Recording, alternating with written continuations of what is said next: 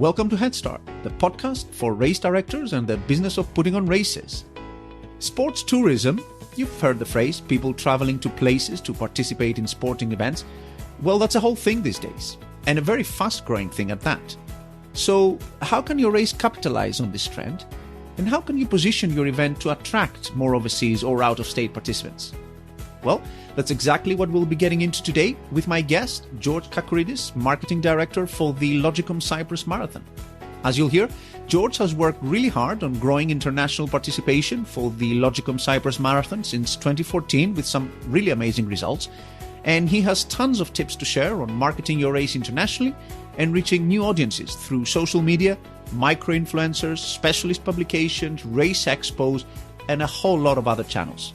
So, get your notepads out and get ready to take notes.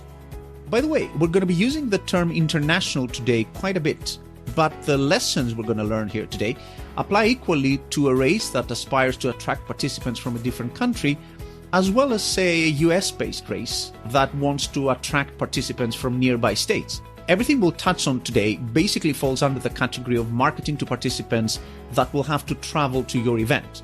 So pretty much anyone besides your local crowd. Before we go into all that though, a quick shout out to our podcast sponsor, Give Sign Up Run Sign Up, the leading all-in-one technology solution for endurance and fundraising events. More than 22,000 in-person, virtual and hybrid events use Give Sign Up Run Sign Up's free and integrated solution to save time, grow their events and raise more. Give Sign Up Run Sign Up, of course, have one of the best integrated marketing suites in the industry, and we'll be hearing a bit later in the episode about Give Sign Up Run Sign Up's Race Insights Analytics and how it can help you track and quantify all your marketing campaigns, both online and offline, from a single dashboard. Okay, now let's get into this amazing episode. George, welcome to the podcast. Hi, Panos. Thank you for inviting me and nice to see you. Well, thanks a lot for coming on. For people who are listening in, can you tell us where you're based? I'm actually based in Nicosia, Cyprus, a small island in the Mediterranean Sea. Yes, I think most people would know that. And you are the marketing director for the Logicom Cyprus Marathon, which we're going to be talking quite a bit about today. Is the event happening this year in person? Actually, yes, it was organized to be happened in March 2021, but unfortunately was postponed, and it's being organized on the 5th of December, in actually a few days in Paphos.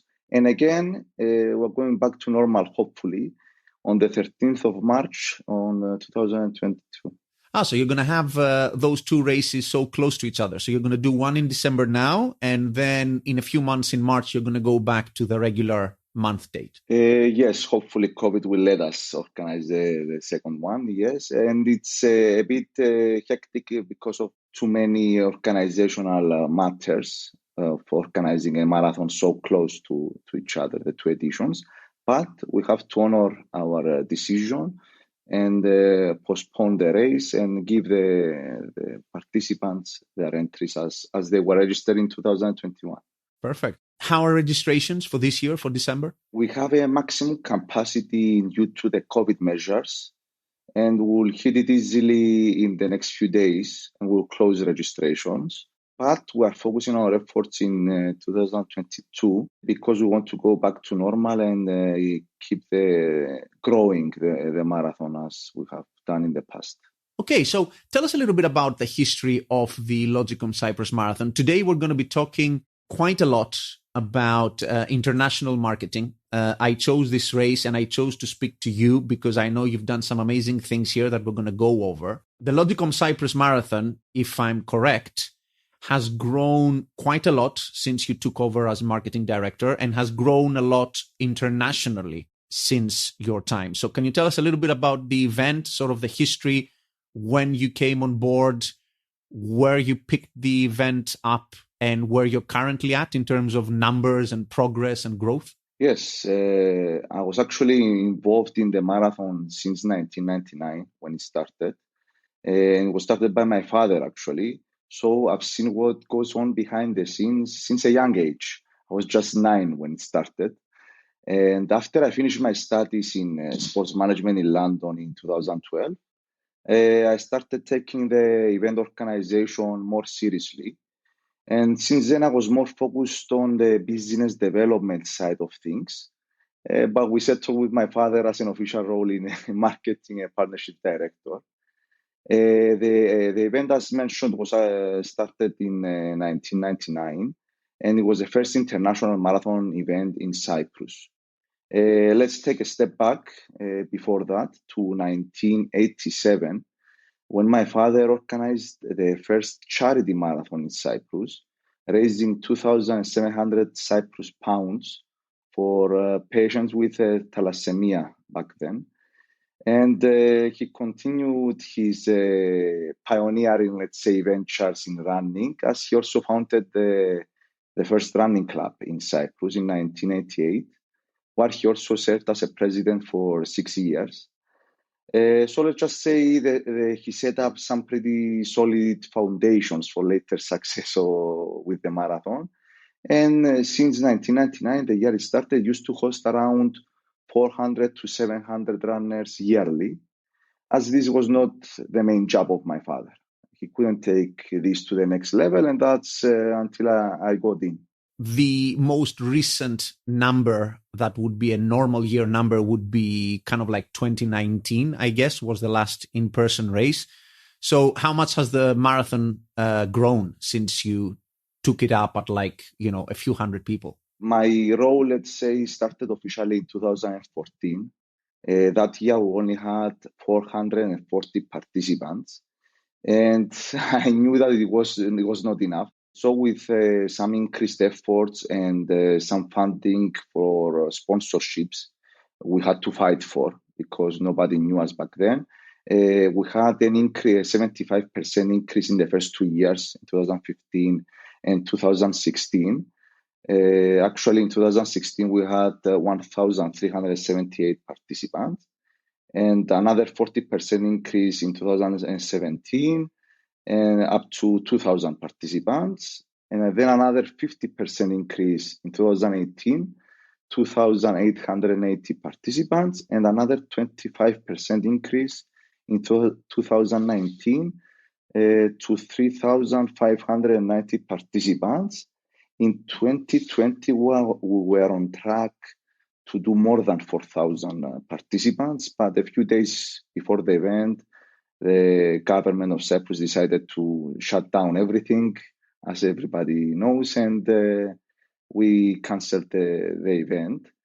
And as you know, now we have to fight with the health protocols, and that's why we have a maximum capacity. Hopefully in March, this will not be the case, and we get back on track. Great. So basically, you sort of took the race in 2014 with 400 odd people, and if things were normal in 2021, it would have grown 10 times to 4,000, which is quite remarkable.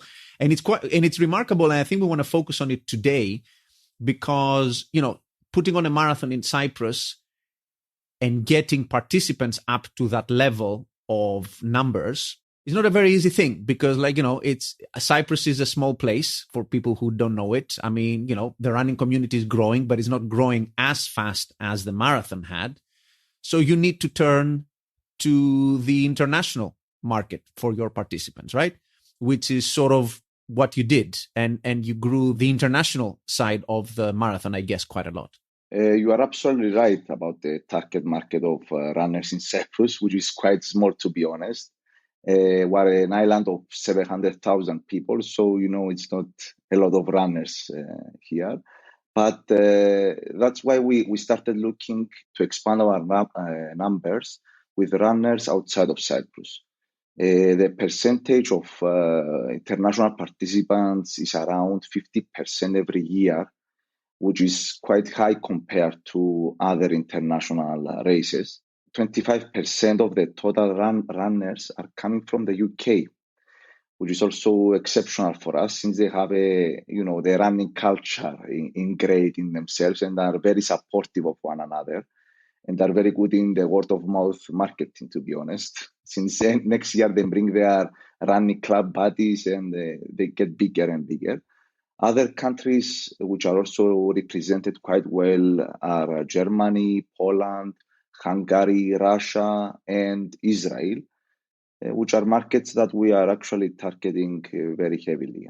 So I guess it's the same mix of people that take their vacation in Cyprus, I guess, right? In Paphos. We should say that the marathon is set in Paphos, right? Yes, the marathon is set in Paphos. It's a smallest city of Cyprus, to be honest, Paphos. But it's a cosmopolitan resort and has a lot of hotels, restaurants, clubs, and it's a very attractive destination for foreign people to come here for holidays, especially during the summertime. So in a way, it makes a lot of sense for that marathon to be outward looking and to be looking towards attracting more international participants. When you first decided that you're going to have a go at growing the international base of the event, how did you think of positioning the marathon to the international markets that you were interested in terms of how would you sell it? How did you think you would be able to sell it to attract more people to Cyprus? The city needs to have the infrastructure to be able to attract high numbers of international participants. For example, having a local airport with lots of direct flights to major cities was probably the most important thing for the international participants. But the main tagline was join us for winter sun, run, and have fun. So as you can see, we wanted to be an attractive tourist destination that you can combine it with a bit of sun, and it makes it ideal for a quick getaway to enjoy your favorite hobby. That was our main focus on promoting the marathon. So basically you're saying also on your point on infrastructure that maybe not all races can aspire necessarily to be very attractive internationally. You need to have some basic stuff lined up to be able to deliver that, right? It just can't happen for every race. Exactly that. I mean, if you're organizing an event in an area with just a few Airbnbs and no hotels at all, then that's a major difficulty in attracting international participants. The city needs to be able to offer you the platform to attract these numbers for participants. For example, New York. Why do everybody goes to the New York Marathon? They have direct flights to so many places, and they have so many hosting places that runners can actually stay in the city and run the marathon. And in terms of the hotel capacity, I think I know the answer to this one because, I tried a very similar angle with a race we put on in Crete in 2016. You definitely don't want to be clashing with peak season, right? You don't want to be putting it in in the most popular months. Yes, and that's why we are usually organizing the marathon beginning of March. It was actually either the first or second Sunday of March, and this is a way to start your season, the marathon season. Because, for example, if you are running a marathon in May, you will for sure want to test yourself, your pace by doing a half marathon abroad. And trying the various locations and conditions that you might meet in an international event. That's the main reason we are actually one of the first marathons of the spring season. Right, and in terms of the target markets that you looked to focus on when you decided to go international, I guess you were saying flight connections are important, right? I mean, you want to market into a race where people can actually travel to the race. But of the many choices that you had, I guess UK with the Cyprus connection is an obvious one. Poland, Hungary, Israel. How did those countries become choices for you to market the race to? As a runner myself, the convenience factor is very important of going, because I don't want to to walk a lot. I want to be well rested before the race. So we went to the Paphos Airport website. We have had a look at from which countries are lots of flights arriving from on Friday, and to which countries flights are departing on Monday. So we combine these statistics, let's say, and saw that countries like Israel, Hungary, and Poland have direct flights with Ryanair, a cheap flight as well, on Friday and on Monday. So that was the main reason we chose those countries to go and target them. And there were existing flights in early March from those countries already? Yes. Actually, you will be surprised how many flights there are in Paphos. I think the government of Cyprus subsidized Ryanair to have direct flights to Paphos. That's an interesting point. And actually, it's a good segue to my next question, which is when people will be listening to this, and hopefully they'll take a few tips on trying to build a marketing campaign for the race internationally. And I should say for our US listeners that, we're talking internationally because Cyprus and Israel, they're just two small countries next to each other. A lot of the lessons that hopefully we'll share today would be relevant if you're in one state in the US and you want to attract people from two states over. That's the equivalent of international, I guess, for very large countries like the US. And, lots of people will want to take away some tips from today and put that into action. But many people may not have the kind of support that you guys had domestically from the Cyprus government, sort of, who's quite versed to the argument of attracting people and tourism and using these events as a stage. So did you receive a good amount of support from Cyprus and Cyprus agencies when you were trying to market the race internationally? Yes, of course. Cyprus as an economy is feeding off of tourism. Just to put things in perspective, almost 25% of the total GDP of Cyprus is based on tourism. So this is why various tourism organizations in Cyprus are offering subsidies and sponsorships to help promote Cyprus as a tourist destination. The most support comes from the Deputy Ministry of Tourism and its regional boards, such as the Paphos Regional Board of Tourism. They provide financial and networking support in promoting the marathon to other countries. Specifically, the Deputy Ministry of Tourism has offices in various other countries, working like an embassy. And they can bring us in contact with local travel agencies and running clubs, which also saves us a lot of time looking for leads. So you actually went to that office in Cyprus and they actually gave you contact details of travel agencies abroad to get in touch with? Yes, we did. And we actually visited Poland and Israel and Hungary, and the people from the offices of the Deputy Ministry of Tourism there arranged for us some meetings with various stakeholders, with running clubs, with travel agencies. We made lots of contact with them. And when we came back, we sent them lots of information, tailor-made packages, better group discounts, so that we can attract more people from those countries.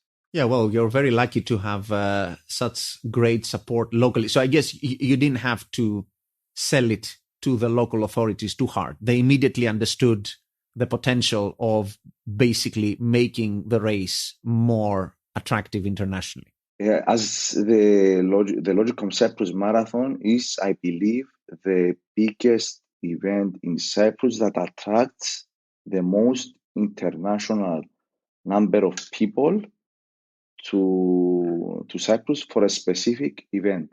I mean, this is a very big thing for us because, as you know, marathons are very big events in participation numbers, and that's why there is not another event like a music concert or a football match that can attract this number of international participants. And in terms of the support you guys had also from local businesses, were local businesses equally enthusiastic about supporting the effort? And, I'm thinking of hotels and other tourist industries. Did you immediately get like a good buy-in from them? The fact that the city in itself is cosmopolitan and is focused on tourism helps a lot with the international visitors. The Paphos Regional Board of Tourism, in cooperation with the local people and hotels, also support us in informing the international visitors who are currently in Paphos or are going to arrive in Paphos during the marathon weekend, so that they can support the runners and create an enthusiastic atmosphere. In regards to the hotels assisting us in promoting the race internationally, it is something that we have not explored yet, since hotels are more focused on the general public rather than just the runners. But we do have lots of cooperation with them in accommodating our runners. So you don't share, for instance, promotion materials or brochures or leaflets of the marathon with the hotels? Let's say the marathon is in March, someone visits in October the previous year. They won't be able to see anything from the marathon, just in case they're a runner or they want to come back to run the race? That would be a good idea, actually. Maybe we can implement it from next year, and you can charge us for a consulting fee. Yeah.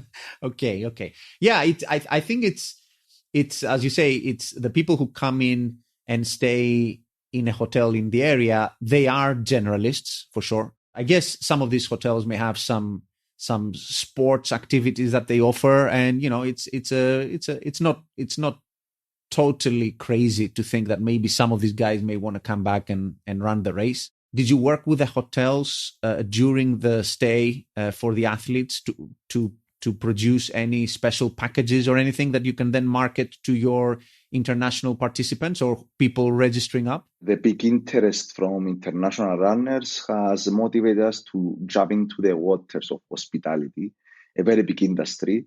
And since 2018, after receiving our license from the Deputy Ministry of Tourism as an official travel agency, we went ahead and contacted the local hotels in order to create hospitality packages that would include airport transfers, accommodation, and even race entry.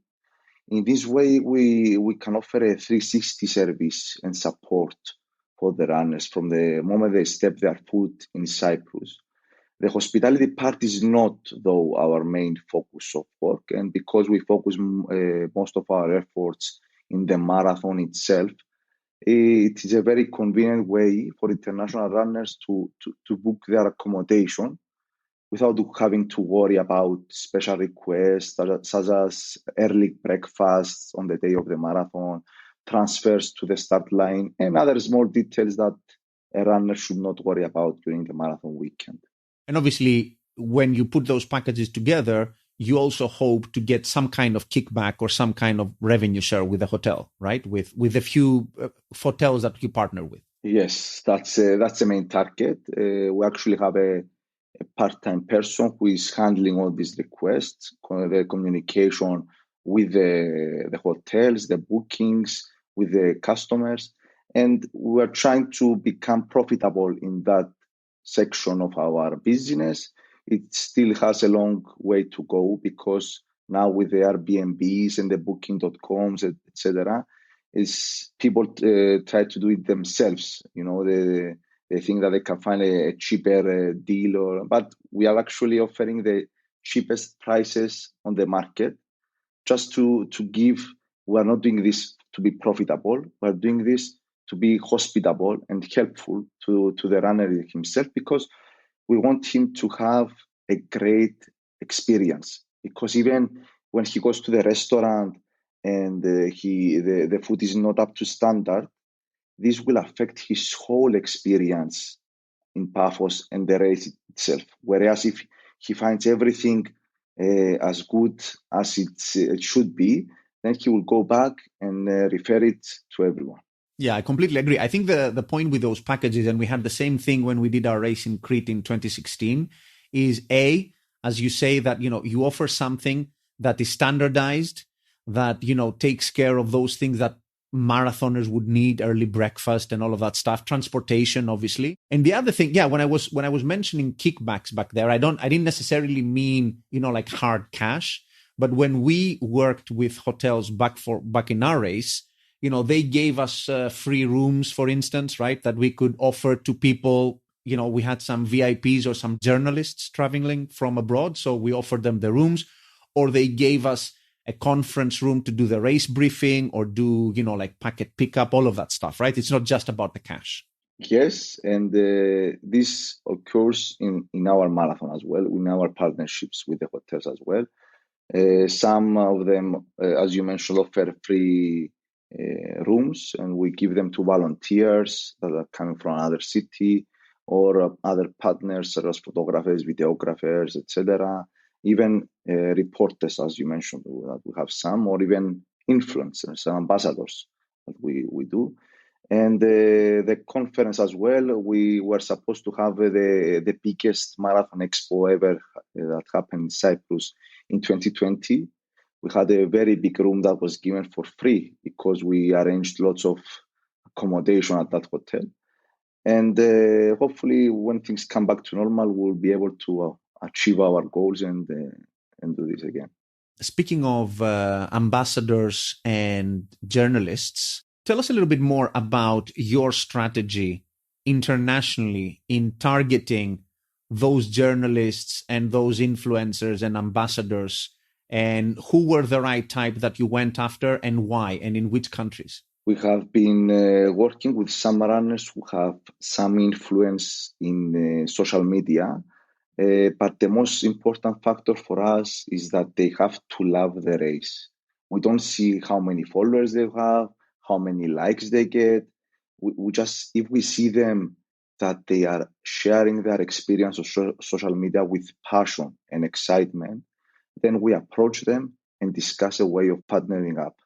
That might be that they create a review video, or we send them a promo code which they can share with their group, and we assist them in general to promote the event in their own sphere of influence. Because if one person can bring you 10 people, that's a bonus, that's a benefit. We don't go after the big whale that will bring 100 people. We want small micro influencers that actually love the event and can speak authentically about the event. In our industry, the most trust, though, in having an objective view of the race is coming by reporters and editors. Inviting reporters of major running magazines to experience the race and write about it has also been extremely helpful. This gives us more credibility as an event, and it also helps satisfy sponsors as it provides exposure in media other than social media, like in magazines. For the countries, we are focusing again on the 4 or 5 countries that we said earlier. The most important one being the UK. That's where we're having a lot of reporters and influencers coming from. For example, one influencer is a running coach who has her team. She's supporting her team, and we give her a promo code. We give her a free entry. We make her the cover girl, let's say, of some of our promotions. Another runner that's a big influencer, again from the UK, is Adam Holland. He won the marathon 2 times in a row, and he's coming again to complete the hat trick. So this is a very good promotion as well. Another one is from Hungary. He's a running coach as well, who also organizes marathon traveling tours. We also have a good partnership with him. So you need to mix and match, find good runners, mediocre runners, running coaches, travel agents. And the most important thing, again, is for them to love your race. This will give them excitement, will give them enthusiasm to speak about your event. Yeah, it's like any race ambassadors program. We had a podcast on this very recently. Yeah, number one thing is people need to love your race. They cannot be effective if they don't love the race. I guess the one difference with with running a regular race ambassador program might be that in a regular race ambassador program, people come to you. But I guess in your case, you went out and recruited and found those people yourselves, which couldn't have been very easy. Exactly. I'm very active on social media, especially on Instagram, and I'm looking all the time for the marathon, for the event as a whole, but in running as well as an industry. And that's why I'm looking. I'm looking to find opportunities. And actually, if you don't knock a door, it will not open. So I tried by looking on Instagram and see who is sharing, who is talking about the event, and how much influence they have on their social sphere. And I approached them myself. We tried to do a couple of stunts, let's say, with very big influencers. We brought them to Cyprus. They ran the event. We hosted them, gave them free accommodation and everything, but they don't come again. It's just like a lightning. Just happens 3 seconds. Just happen once. Whereas our other ambassadors, they're coming back every year. I mean, we have people like 6-7 years continuous. Every year they're here with their group, with their friends. And this is the most important thing. You need people that actually love the event as a whole. Yeah. You mentioned there, I guess, that you pick those people from runners who have already run the event. And then you realize that, these people also have lots of influence in their respective countries, and you reach out to them and you say, hey, you love our race. Why don't you help us reach out, and we'll give you some promo codes, and you help us basically bring a few more people to the race to experience it. Yes, that's how it went. And we're trying to build an ambassador program. I mean, it's difficult because it's difficult to measure and see the ROI. We also did with those ambassadors a Facebook focus group where we have a close private group, 10-15 people, and whatever idea I have in developing an area of the marathon. For example, the logo design, the t-shirt design, a new goodie bag, a new item to be added in the goodie bag, a change of the course, something to add at the fluid station, like Coke or, And so these main things are being asked to them, and they help with their feedback. And I think this is also important because they do it out of love. They don't do it for money. They do it because they enjoy the race, and they come there every year, and they want it to grow. They want it to become better. And in terms of the journalists that you managed to bring out to the race, I guess many people would think, we had some journalists in our crit race as well, and I was surprised. Even big name. I mean, for our race, we had Runners World Out, we had Ultra Magazine. I mean, it was a 100-miler, so we had like all the big magazines that I wanted to target. For instance, all the specialist press, they were all very happy to come out because they love the content, right? I mean, that's what they're there for. And they didn't ask for, I thought they would ask for massive cash payments and stuff like that, but they don't. Was that the same in your case as well, that they were really approachable and easy to bring out to the event? Yes, they were, and I was surprised as well, to be honest. We had also women's running, we had Runners World, we had Runners World Germany as well. We had a few good names as well, and they didn't ask for money as well. They just wanted to experience and showcase it to the people.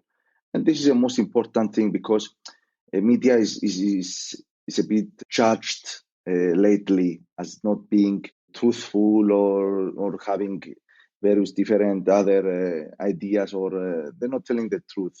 But in the runners industry, I noticed that everybody is truthful. There's something like unique between the runners, and those editors, those reporters actually wrote exactly how they felt about the race.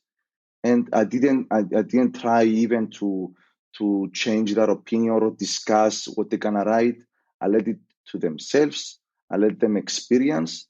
And if our event was good enough, I was ready to accept a very good article. If our race was not good enough, yes, it was a risk, and I was ready to accept the consequences. But all the reporters had a great time. The results of their articles were amazing. Whether you're marketing your race locally or working to push your brand out to new countries and states, you're going to need a good way to track and measure results. Why? Well, because really at the end of it, all marketing boils down to money in versus money out. So understanding what bits of your marketing work and what bits don't is absolutely crucial to making the right decisions on where to spend your money. That's another area GiveSignUp Run Sign-Up's integrated technology suite for races can help your event. With GiveSignUp Run Sign-Up's Race Insights, you can easily track every page view, every registration, every donation through a single race dashboard, attributing every result to specific marketing campaigns. This is particularly important if you're combining online marketing on platforms like Facebook and Google with offline marketing in places like race expos or retail stores, results from which are sometimes a little bit harder to track. And with GiveSignUp Run Sign-Up's Race Insights heat maps, you can also easily visualize where your participants are traveling to your event from and use that data to target Facebook ads and social media campaigns to registration hotspots. Isn't that neat? So, to learn more about Race Insights, head over to runsignup.com/Race Insights. That's runsignup.com/Race Insights, and see how data-driven marketing can take your revenue growth to the next level. Okay, now let's rejoin the interview with Logicom Cyprus Marathon Marketing Director George Kakouridis. You mentioned earlier ROI, which in the context of race ambassadors, which is very important, I guess, for any marketing strategy that an event decides to deploy. Do you have a sense on those initiatives paying, I guess, accommodation or equivalent to host the influencers or the journalists? What kind of ROI you were getting out of that? How we started improving the numbers in Poland, Hungary, Germany, Israel, etc., was actually bringing 10, 20, 30 runners, trying to have a running club coming to Cyprus. When that running club came to Cyprus, the next year, if the numbers went up tenfold, for example, 20 runners come from Israel. Okay, they're a big running club that we help them with group discounts, with special accommodation, etc., and other incentives. If the next year from Israel we have 100 runners, then that's the only way I think you can measure your return on investment. There's not a good way, other way to actually measure your return on investment. So I suggest to try this, find a target market, for example, another state, another country, visit it, make a couple of partnerships, manage to bring back 10, 20, 30 people. If they enjoy the event, then you will experience a ripple effect. And every year, the word of mouth will increase that number. But in order to reinforce the interest from the people of those countries, you have to have a lot of touch points between you and the potential runners. For example, if you are visiting a country with another language, for example, we visited Poland. What we did, we found we had our marathon landing page translated into their language, okay, to Polish. And we also did a few Google ads, Facebook ads directed to that city. And then that's how you see next year. If you had 20 Polish people in 2019, and the next year we had 100 registrations, that's how you can measure the ROI. That's interesting because when we did ads for Poland, actually was a really strong country when we had our race in Crete as well, and Israel as well. I mean, there's quite a few countries actually now that you mentioned. I don't know why, but probably because of the holidaying angle, they like coming to Crete as well. And Crete, I think, is quite similar to Cyprus in some regards. Yes. So, but the interesting point is, I never thought of running Google ads in Polish. which you did. Do you think that made a big difference to actually even run the ads and the landing pages in the native language of the country that you want to target? I think that was one of our very important steps in attracting so many Polish people. Why? Because as again we go back to the matter of convenience. I'm a runner. I'm on my sofa. I just saw a photo of my friend running in Cyprus in the Paphos Marathon. Then I will go and check. We're a bit jealous as well as runners. That's why, I mean, looking at someone with a medal, they just had a great experience, the endorphins running around our brain. We want to see what happened. Where is this? So if I go and search the Logicom Cyprus Marathon on Google, then I have, as an organizer, as a website owner, I have something on the website that tracks that someone from Poland went into our website. And then I can retarget that person with a native banner saying something in their language, come and enjoy Paphos, 13th of March 2022, in their language. And when they click it, they go and see the most important information of the marathon in their language. So I have a hot lead, which I'm trying to get hotter.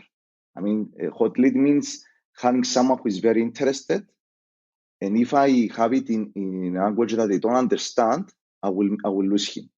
But if I increase his interest by a lot, because I gave him all the information he needs in his own language, then he can easily complete a registration form in English.